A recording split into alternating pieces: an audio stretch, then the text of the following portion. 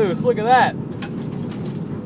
Look at these to get screwed in a bit. Boys and girls, we got a 2002 BMW E46 M3 that has, as you can tell, been track prepped. We're powered by the 3.2-liter S54 engine. It's an inline-six, naturally aspirated, making 333 horsepower, 262 pound-feet of torque. The car normally weighs right around 3,400 pounds, but with the mods and the weight savings, we're around 3,150, so about a 250-pound weight savings. Part of that is actually the transmission. So this was initially an SMG E46, but it has a 5-speed swap, and you may be asking why not a 6-speed. That's because the 5-speed actually weighs 30 pounds less, and also the gear ratios of 1 through 5 are the same.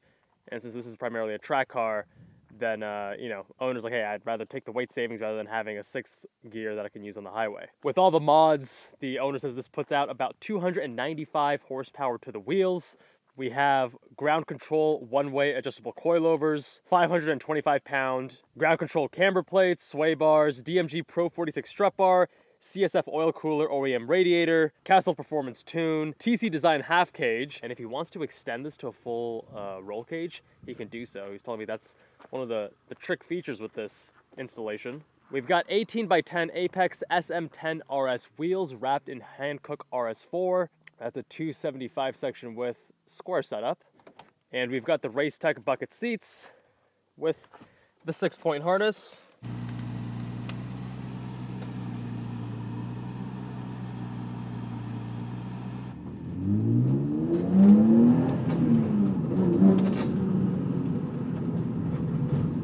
Interestingly, we have this very light steering that at low speeds, there's a little bit of weight when you turn, and then when you start going more than 10-20 miles an hour, very, very light.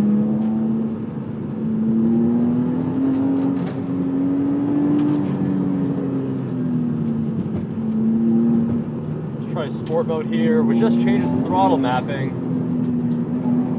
Actually, I remember I hate sport mode in E46s because it is just an on-off switch.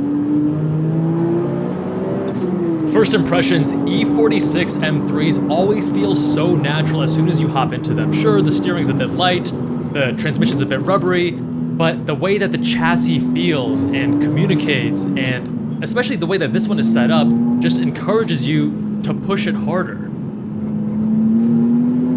Very balanced chassis with a 51-49 front to rear weight distribution, which might be altered with the mod slightly.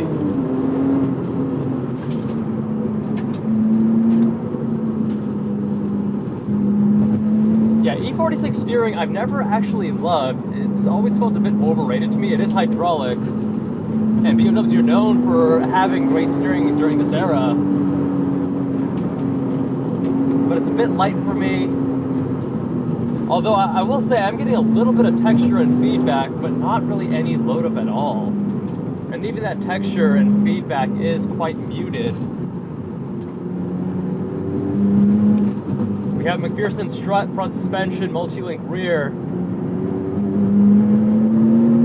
But the E46 generation is set up in a way that it still has quite a sharp front end. And to feel the limitation of that McPherson strut, you have to be pushing it quite a bit harder.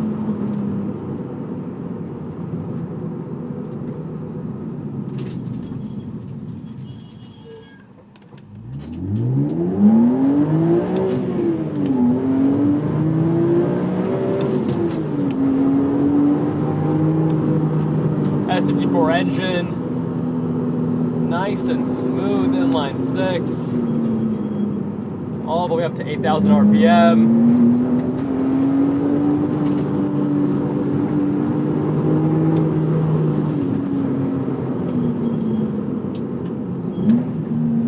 Brakes are noisy, requiring quite a bit of travel too in the pedal.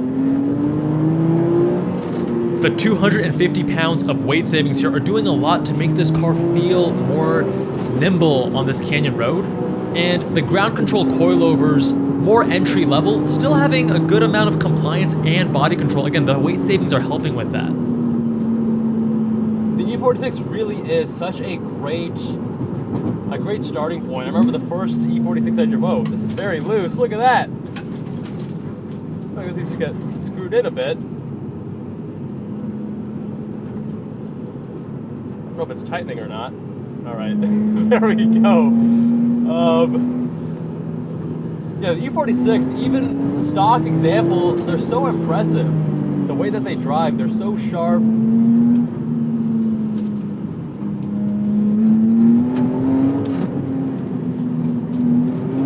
Gotta love that willingness of M cars to rotate. Yeah, willing to dance slightly. That's thanks to its clutch pack LSD, and it's also very progressive when you do start getting the tail out. But for a car that's over 20 years old, they feel incredibly modern. I mean, sure, the actual throws to this manual transmission are really long, and this thing keeps getting loose.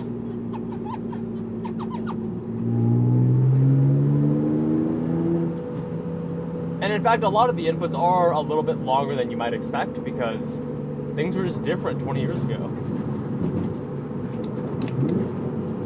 And I don't mean just the longer throws with the transmission.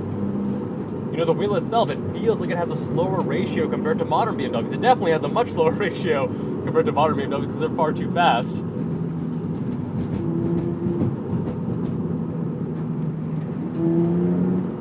The throttle and the brake pedal also require these greater throws, longer efforts, and I love that it still has the paddles here from the SMG, which the owner says he uses as fidget toys when he's on the highway.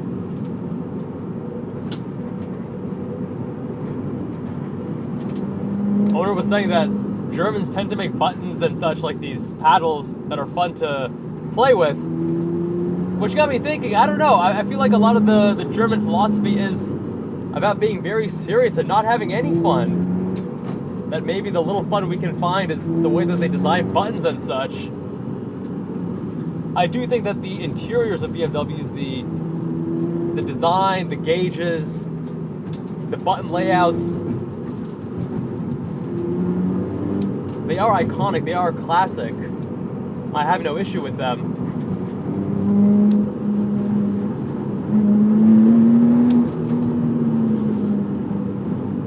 And I would actually say that BMW of modern day definitely does know how to have fun because they want all their cars to be drift missiles. Although those newer drift missiles are a little bit more numb compared to these older examples that are far more connected and still retain that beautiful rotation and chassis balance that you want from a front-engine rear-wheel drive sports car. Cars from this era didn't feel as tail-happy, but they did feel incredibly balanced. And actually great track cars, as long as you take care of the big three, even with that McPherson strut front suspension, you can work around that as you modify these things. E46, for me, it's the best M3 generation. I like the way the owner set this up. I feel that the suspension is at a good balance point for track and canyon use. It's actually totally fine on the canyons, not too stiff, and on track, also not so soft that it's going to be wallowy and not have good body control. He set this up in a way where he can enjoy it both on street and on track, although directionally he's going more and more track, and I'm excited to see how this build evolves over the following months and years, and looking forward to reviewing it again. Big thanks to the owner, Sergey, for letting me review his car. Big thanks to Fenton's son from the Zy Green YouTube channel for making this review possible, aka the Zy Poppy. My friends, if you want your car reviewed, visit us on JabalAndCars.com. Fill out the form on the homepage. Much love, and I'll see you all in the next one.